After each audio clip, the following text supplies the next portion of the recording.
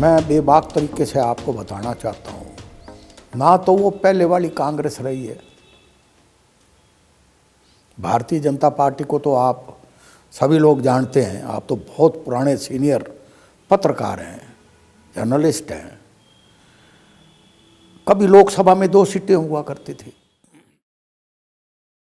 जब मैं मंत्री बना, एमएलए बना, उस वक्त रामविलास शर्मा एक एमएलए होते थे और दूसरा एक केएल शर्मा, वो बीजेपी से 2 बने थे, बीजेपी से टूट के हमारे केएल शर्मा शाहबाद, वही खरतीलाल, केएल का मतलब खरतीलाल। मैं जो कहना चाहता हूँ कि आज उसी स्टेट में जहाँ 2 एमएलए थे, 1 एमएलए था, लोकसभा में 2 मेंबर पार्लियामेंट थे पूरे देश के अंदर, वहाँ सेंटर के अंदर भी बीजेपी की सरकार है और प्रदेश में भी बीजेपी की सरकार है। कुछ तो हुआ होगा, कुछ तो हुआ है। एक तो ये जो मैं फील करता हूँ, जो मेरा पुराना तजर्बा है, कि भारतीय जनता पार्टी ने कई मुद्दे ऐसे हैं जो लोगों की भावनाओं को देखते हुए उठाए हैं। धर्म के नाम पर, जाति के नाम पे आज ये पूरा देश एक इमोशनल सेंटिमेंट्स की तरफ जाता है। जब कहीं इशू में ये फेल होते हैं तो आस्था को बीच में ले आते हैं। कोई ऐसी इंस्टीट्यूशन नहीं है, मैं माफ़ करना, ये मत समझना कि मैं कोई बायस होकर बात कर रहा हूँ।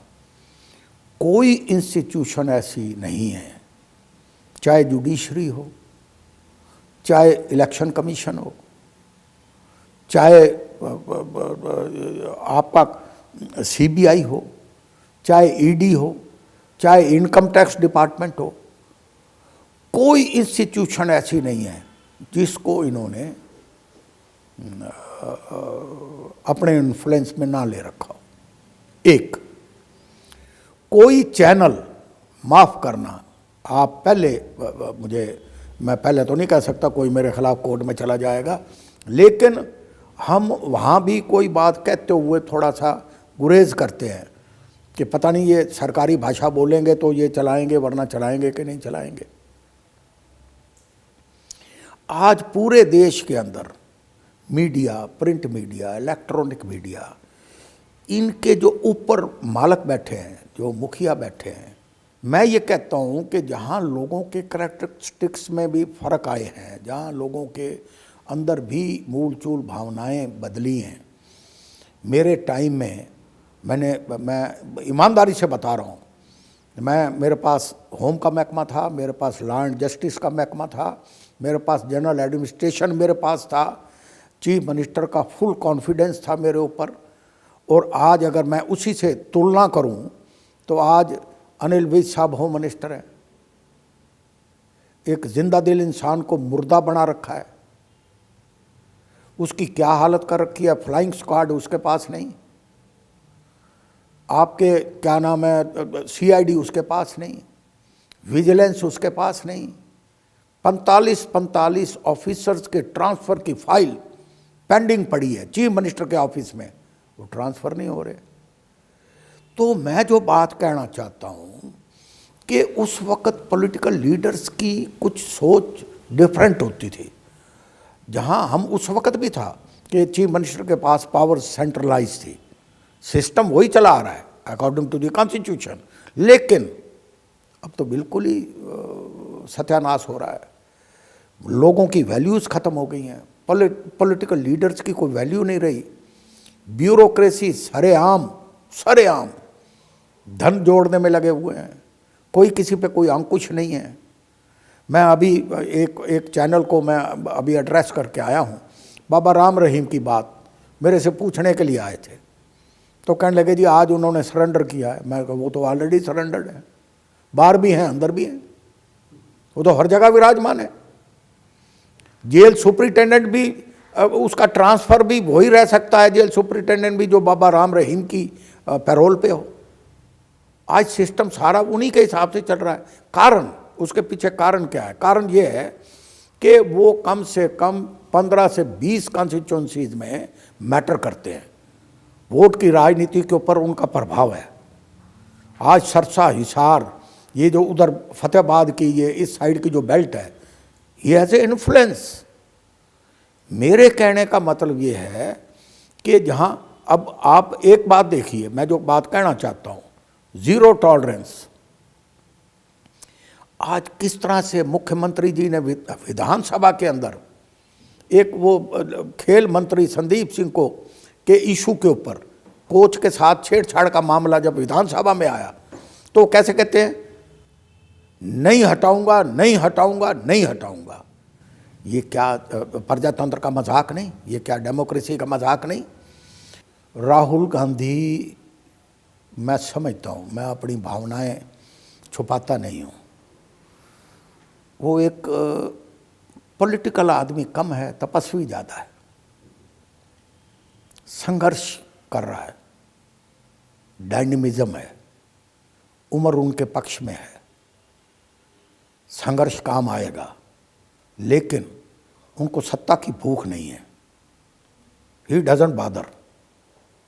तो क्वालिटीज़ भी हैं, लेकिन मोदी का मुकाबला नहीं। Narendra Modi is a hypocrite. Narendra Modi तो जहाँ जाता है वहाँ खेल, जो जिस स्टेट के अंदर जो सेंटिमेंट्स होते हैं उनको इमोशनली एक्सप्लोर करते हैं, वो तो खिलाड़ी आदमी है। देखिए, ऐसा है कि पीछे भी आपने चुनाव देखा, मैं तो फिर दोबारा रिपीट कर रहा हूँ, आप दोनों से बड़ा जर्नलिस्ट मैं किसी को मानता ही नहीं। आप फेयर चीज़ें पूछते हो, फेयर जवाब लेते हो। आज पूरे प्रदेश के अंदर धर्म के नाम के ऊपर, जाति के नाम के ऊपर इलेक्शन पहले भी हुआ, आगे भी ये करेंगे। कभी जय श्री राम, भगवान राम तो सबके प्यारे हैं, हर आदमी मानता है, हम भी मानता है, वी एक्सेप्ट इट। लेकिन इन्होंने ऐसा कर दिया कि जैसे है ही नहीं का, और किसी का है ही नहीं। फरीदाबाद का कोई इलाज नहीं। जो आपने कहा कि बीजेपी तो वो सीट बेचती है जो लूज करने वाली होती है, कांग्रेस वो बेचती है जो जीतने वाली होती है, इसी में तो सारी चीज़ आ गई है कहाँ। फिर इसका मतलब ये है कि there is a match fixing. Lok Sabha के चुनाव में मैं आपको देखो, यूं ही मैं डींग मारूं या मैं ये कहूं कि भाई I am in Congress party, वो भी बात सत्य नहीं है।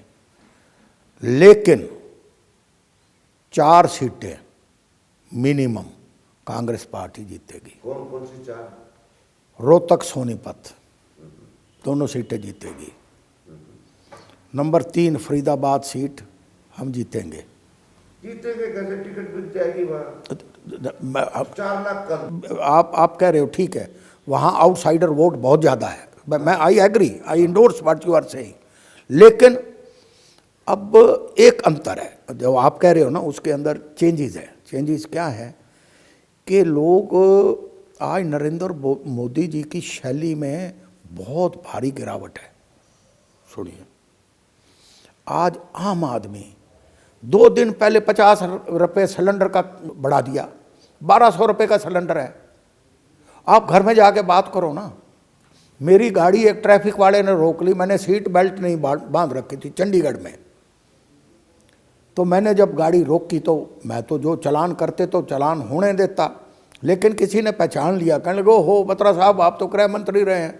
वहाँ पर 10-12 पुलिस वाले इकट्ठे हो गए और मेरे को सलूट मारा, बत्रा साहब किसी तरीके से बीजेपी से पांडा छुड़ा दो, कांग्रेस को ले आओ। I am telling you the truth. Rohtak, Sonipat, Faridabad आप बिकती हैं। फरीदाबाद में तो झगड़े उम्मीदवार का है। हाँ, जो उम्मीदवार का है, उम्मीदवार अच्छा देंगे जी। चलिए, चौथी सीट आपकी करनाल की, क्या पता मेरा ये भाग खुल जाए, मुझे लड़ा दे। वहां से भाटिया साहब हैं, किया तो कुछ नहीं भाई। ग्राउंड लेवल के ऊपर देयर इज नो वर्क। नहीं तो आप सुनो। रह के हिसार हार जाएंगे हाँ जी, और सिरसा हार जाएंगे। नहीं नहीं, मैं ये नहीं कह रहा कि हम ये हार जाएंगे, लेकिन आपने पूछा कि जीतने वाली कौन सी हैं। मैंने 4 सीटें आपको जीतने वाली बताई हैं, बाकी हर सीट पे, हर कॉन्स्टिट्यूंसी पे कंटेस्ट होगा। तो अभी जो जी। विधानसभा में जो है जी, 90 में से आपकी शायद 30 से ज्यादा कितनी 31 ही, एक कम हो गई, 30 रह गई। हाँ जी, 30 रह गई। सीट बीजेपी की, हाँ जी, हाँ जी, हाँ जी, 10 जजपा की आई हैं। हाँ जी, हाँ जी, बाकी रणजीत सिंह एंड कंपनी। जी। अब की बार जो विधानसभा का चुनाव है उसमें हरियाणा में फाइट में हो आप? We are going to form the government. वो तो डिफॉल्ट मोड में कह रहे हो। ना ना, नहीं नहीं, नहीं नहीं, कंप्यूटर में कमांड होती है। ना ना, मान लीजिए त्यागी जी, आप मेरे पुराने मित्र हो, प्लीज मान लो, गवर्नमेंट कांग्रेस की बनने जा रही है। कितनी सीट? और सुनो, हमारी सीट मोर देन 60, 90 में से 60 सीटों से ज्यादा। जजपा तो और 4 महीने में चली जाएगी इनसे, इनका गठबंधन टूटने जा रहा है। आपकी प्रॉब्लम ये है, आप 60 से शुरू करते हो, बीजेपी 80 से शुरू करती है। वो तो पहले नहीं की थी, जीत रही है। उन्होंने पहले भी कहा था 75 पार। आप 80 जुड़ी कैसे? उन्होंने पहले कहा 75 पार, हुई 75 पार, 40 आई। हाँ। सुनो मेरी बात, मेल जोड़ के, डिफेक्ट करवा के, इंडिपेंडेंटों को साथ लेके, दुष्यंत चौटाला को, जेजेपी को साथ मेल के, ये सरकार कोई सरकार है? सरपंचों पे, पंचों पे लाठीचार्ज, मुख्यमंत्री की कोठी के बाहर।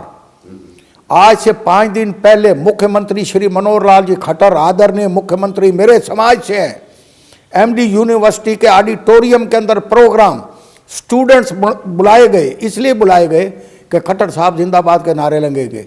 लेकिन जैसे खट्टर साहब एंटर किया, मुर्दाबाद के नारे शुरू हुए। What is this? This is a trend, this is a wave against BJP. नहीं तो अभी टोटलिटी में ये आप कह रहे हो कि यहाँ लड़ाई होगी हरियाणा में कांग्रेस और बीजेपी की, कोई अल्टरनेटिव कांग्रेस और बीजेपी और कोई पार्टी बीच में नहीं है। लेकिन आपका कुछ है केजरीवाल का? आपका है, लोगों में करंट है, लेकिन शायद वो पॉलिटिकली ये सोचते हैं कि अभी समय नहीं है, क्योंकि 1.5 साल बाकी है विधानसभा के चुनाव को। वो समझते हैं कि आज मैं कुछ दिग्गज नेता अगर अपनी पार्टी में ले आता हूँ और at the nick of time वो वापस चले जाते हैं, तो मेरा वो मोमेंटम ख़त्म हो जाएगा। वो सोचता है कि तू 5-6 महीने पहले ये खेल कर। तो बड़े लीडर भी आज उनके इन टच में है, करंट है। पहले क्या होता था डेमोक्रेसी में, आप तो, मैं बार बार यही कहता हूँ, इंदिरा जी मिला करती थी, राजीव गांधी जी लोगों को मिला करते थे। जब डेमोक्रेसी के अंदर लोगों के साथ संवाद खत्म हो जाए, अब 4-5 लीडर ही राहुल जी को मिल सकते हैं और 4-5 ही सोनिया जी को मिल सकते हैं, और किसी की एंट्री नहीं है। राहुल जी की यात्रा में भीड़ उमड़ के आई, लाखों की संख्या में लोग आए, लेकिन वो जो डी का जो दायरा था, जो रस्सा लगा रखा था चारों तरफ, 50-50 पहलवानों ने जो लगा रखा था, वो वही अंदर राहुल जी को मिल सकता था जिसका इशारा उधर से जाता था। हम लोग नहीं मिल पाए, हमने जरूरत ही नहीं समझी। आप गए? मैं गया था, हमने जरूरत नहीं समझी। कोई पीछे से धक्का लगा जाए, सियाना शरीर हो गया हमारा, किरण चौधरी के लगा दिया धक्का, कितनी सीनियर लीडर है, 20 दिन टांग तोड़ा के बेचारी घर बैठी रही। हाँ, क्या हो जाए? नहीं, मगर कांग्रेस में तो ये कहते हैं कि कांग्रेस तो पोरस के हाथी का दल है, जब सामने की सेना नहीं मिलती तो अपनी सेना में। आपने बिल्कुल हिस्टोरिकल बात कही है कि जब सिकंदर को यह पता लगा कि पोरस तो तेरे से हारने वाला नहीं है, तब उसको बताया गया कि हाथी पे हमले करो, और चारों तरफ से नेज़ों से, भालों से हाथी को इतना छलनी कर दिया, वो पागल हो गया, वो अपनी फौज को मारने लग गया। पोरस उतर के घोड़े पे आ गया, लोगों ने कहा पोरस मारा गया, पोरस मारा गया, पोरस मारा गया। सिकंदर तभी तो विजयी, पोरस किसी से हारने वाला थोड़ी था। ये आपने ठीक कहा, कांग्रेस जो है ना, आज पोरस का हाथी बन के अगर अपनी फौज को कुचलेगी तो फिर भविष्य तो मैं क्या बता सकता हूँ आपको। अगर ईमानदारी से कांग्रेस चलेगी तो कांग्रेस सत्ता में आएगी। जी रोहतक सीट है लोकसभा की, दीपेंद्र हुड्डा राज्यसभा सदस्य है अभी। अब मुझे एक बात भी है अभी, क्या पार्टी उन्हीं को उतारेगी यहाँ से? मैं बताता हूँ, एक ओबीसी को दी जाए सोने। अब मैं जो कह रहा हूँ, दीपेंद्र हुड्डा मेंबर राज्यसभा हैं। लोकसभा के चुनाव के वक्त उसके 2.5 साल 2.25 साल बाकी रहेंगे। पहली बात तो ये, जब राज्यसभा के वो सदस्य हैं, मेंबर राज्यसभा हैं, तो उनको लोकसभा का चुनाव लड़ना ही नहीं चाहिए, किसी और को चांस दो। ठीक, उनकी सोच क्या होगी कि मैं चुनाव लड़ूं, जीत जाऊं तो राज्यसभा का इस्तीफा, और ना जीतूं तो मेंबर तो हुई। ये है क्या? ऐसा नहीं होता था। मुझे याद है, इसी रोहतक पुलिस लाइन ग्राउंड के अंदर पंडित जवाहरलाल नेहरू जी, स्वर्गीय पंडित जवाहरलाल नेहरू जी आए थे एड्रेस करने के लिए। रास्ते में उनको किसी ने बता दिया कि जिस कैंडिडेट को आप वोट मांगने के लिए जा रहे हो, उस कैंडिडेट की छवि ठीक नहीं है। उन्होंने स्टेज के ऊपर यह बात कही कि मेरे से रास्ते में एक आदमी ने कहा, मुझे नहीं पता भाई, अच्छी छवि के आदमी को वोट देना, वो हार गया और कांग्रेस का कैंडिडेट वो दूसरा जीत गया। उस वक्त आपने जो फ़र्क पूछा है, ये फ़र्क है। Here is a difference. आज मैच फिक्सिंग है। आज आज आज लोगों का करैक्टर नहीं रहा, आज वो राजनेता नहीं रहे। मैं ये कहता हूँ कि अगर नेतृत्व हमारे इस इलाके के अंदर, भूपेंद्र बड़ा लीडर है। मैं तो ये भी कहूँगा कि पूरे प्रदेश में भूपेंद्र एक बड़ा चेहरा है और उनको बड़ी सोच से काम लेना चाहिए। आपको याद होगा कि चौधरी देवीलाल जी ने जब 1986 में संघर्ष शुरू किया, उन्होंने पंडित भगवत दयाल शर्मा को साथ लिया, कृपाराम पूनिया को साथ लिया, चौधरी चांदराम को साथ लिया, मूलचंद जैन को साथ लिया, बलवंत राय तायल को साथ लिया, उन्होंने डॉक्टर मंगल सैन जी को साथ लिया। उस वक़्त अलायंस में 85 सीटें 90 में से लेके आए और उसमें 69 कॉन्स्टिट्यूंसी पे चौधरी देवीलाल जी की पार्टी आई और 17 कॉन्स्टिट्यूंसी पे डॉक्टर मंगल सैन जी की आई। और उस वक्त डिप्टी चीफ मिनिस्टर और होम का महकमा डॉक्टर मंगल सैन जी के पास था। He was a leader. इनको छोटी सोच खत्म करके सभी को साथ जोड़ना चाहिए। ये जिम्मेवारी किसकी है? ये नहीं की है। मेरे पास तो रोज़ आते हैं, मेरा दोस्त है, पुराना मित्र है, पर मित्रता क्या है? मित्रता ये थोड़ी है कि एक घर आ जाओ और मित्र, और जब टाइम आए आगे तरजीह देने का फिर गर्दन काट दो। ये हाँ, ये क्या डेलीगेट भी ना बनावे। फिर अब एक्सक्यूज़ क्या है? भाई शैलजा ने आपका नाम नहीं दिया, फलाने ने आपका नहीं, क्यों वो नाम क्यों दें? हम तो आपके इलाके से हैं। मदद करनी है तो हमने आपके इलाके की आपकी करनी है, ये आपकी ड्यूटी बनती है। तो छोटी सोच को लेकर चलेंगे तो कांग्रेस कदाचित नहीं आएगी। अगर मेरे को एक बात बताओ जी, पिछले 40 साल से यही भूपेंद्र सिंह हुड्डा, शैलजा, यही सब पुराने चेहरे हैं। शैलजा की कोई वोट है हरियाणा में? देखो ऐसा है, हर लीडर का अपने एरिया में अपना इन्फ्लुएंस है। शैलजा कोई छोटी लीडर तो है नहीं, ये भी 3 बार मेंबर पार्लियामेंट रही है, सरसा से बनी है, सरसा से छोड़ के नहीं, अम्बाला से बनी है जाके। चौधरी दलबीर सिंह बड़े लीडर थे। शैलजा जो है ये एक बड़ा चेहरा है, एक बड़ा नाम है। उसने कभी भी इनडिसिप्लिन नहीं किया। तो ये कहना कि किसके साथ कितनी वोट है, चौधरी देवीलाल कहा करते थे, बतरा ये तो जिस पार्टी की हवा होती है उसकी पर्ची पाड़ लिया और MP बन जाओ, MLA बन जाओ। और जिस पार्टी की हवा नहीं, बड़े बड़े योद्धा आपने देखा नहीं, प्रकाश सिंह बादल हार गए, पटियाला से कैप्टन अमरिंदर सिंह हार गए। अभी तो केजरीवाल खुद फंसा पड़ा बेचारा, ये सिसोदिया उसके डिप्टी चीफ मिनिस्टर को अंदर कर दिया। अब उससे भी जो है कुछ ना कुछ बातें लेके ये कहीं ना कहीं केजरीवाल को भी ट्रैप करने की कोशिश करेंगे। भारतीय जनता पार्टी है, जब एक प्रधानमंत्री लोकसभा में ये कहें ताली बजा के कि जो मतदाता इस देश का कुछ नहीं कर पाया वो ईडी ने कर दिखाया। और एक देश का प्रधानमंत्री, इसका मतलब कि ईडी का डर दिखा के तुम लोगों को अपने पाले में ले आ रहे हो। कुछ आपने मेरे से शुरू में ही कहा था कि आप बेबाक लीडर हो और बेबाक तरीके से कहिएगा, लेकिन ये थोड़ी सी बात अभी रहने दो, इसके ऊपर मैं कोई टिप्पणी नहीं करना चाहता। वरना हमें भी लोग कहते हैं ये क्या अपोजिशन है। आज सड़कों पे नज़र आना चाहिए।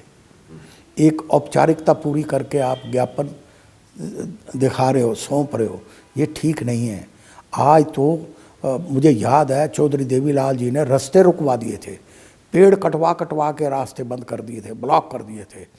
आज जिस तरह से आम आदमी, कार्यकर्ता, चाहे एम्प्लॉय हो, चाहे व्यापारी हो, चाहे किसान हो, ये अनप्रेसिडेंटेड कि 1.5 साल तक 1000 से ज़्यादा किसान मर जाए, तूफान, आंधी, ओलों में सड़कों पे बैठा रहे, ये भी एक इतिहास है, लिखा जाएगा। काले शब्दों में इनका इतिहास लिखा जाएगा। बेशक हमने भी 55 साल राज किया, ये और कर लेंगे 5 साल, लेकिन आज व्यापारी त्रस्त है, आज लॉ एंड ऑर्डर खत्म है, आज महंगाई चरम सीमा पे है, आज हर आदमी दुखी है, हर आदमी दुखी है। 1200 रुपये का सिलेंडर, कहना बड़ी ड्रीम, 100 रुपये का डीजल लीटर, 100 रुपये का पेट्रोल, 100 से ऊपर पेट्रोल, आज दाल 100 रुपये से ऊपर। आज सब्जी के रेट देखो, आप फ्रूट के रेट देखो, 2000 का नोट लेके चलता है, वापस मिलता नहीं है।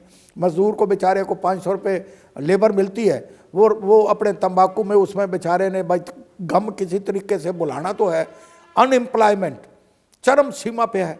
आज जो यूथ है, यंग यूथ है, वो, अब आपको मैं ले चलता हूँ, एलिवेटेड फ्लाईओवर बने हुए हैं, उनके नीचे शाम को 6 बजे के बाद वो MA पास, BA पास, कैंपा, ये वो कौन सा पता नहीं किस से सारे नशा कर रहे हैं। आज सबसे बुरी हालत है, रोज़गार है नहीं, बाहर के लड़कों को यहाँ ला रहे हैं। एफिडेविट सिस्टम ख़त्म कर दिया। पहले तो ये होता था कि हरियाणा के लड़के को नौकरी दो और डोमिसाइल दिखाओ, अब डोमिसाइल ही नहीं है। कहते हैं, अब सुनो, कहना तो काम बड़े लीडरों का है, वो कहें ना, अभी आप कह रहे हो, कहें, उनको कहना चाहिए। आज 6 बार तो पेपर लीक हो गए।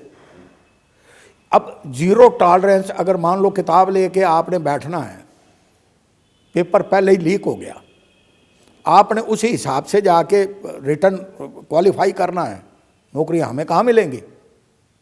बहुत बड़ा मुद्दा है ये। आज इंटरव्यू के, आज हिमाचल चले जाओ, जनरल नॉलेज के 45 नंबर हैं सर, 45। उनको पता है हिमाचल के अंदर, सोलन के अंदर, फलां जगह, फलाना मंडी में कहाँ इंडस्ट्री लग सकती है, कहाँ सब्सिडी मिल सकती है, कहाँ यहाँ प्रोडक्ट हो सकता है, वो इसके ऊपर काम कर रहे हैं। कांग्रेस पावर में आ गई। हमारा क्या है? हमारा ढकोसला है। आप प्रैक्टिकल करके दिखाओ ना। आज आपकी जनरल नॉलेज का कोई क्वेश्चन ही नहीं है। आज बाहर के लोग हरियाणा में नौकरी ले रहे हैं। आज बिहार की लेबर आपकी मकान और आपकी कंस्ट्रक्शन वर्क कर रहे हैं। आप कहाँ हो? आपके यूथ कहाँ हैं? दे आर फीलिंग सफोकेशन, वो पीड़ित है। तो मैं ये समझता हूँ कि जब पानी भर जाए, मटका भर जाए, तो फिर तो खिंडता है, ये खिंडेंगे।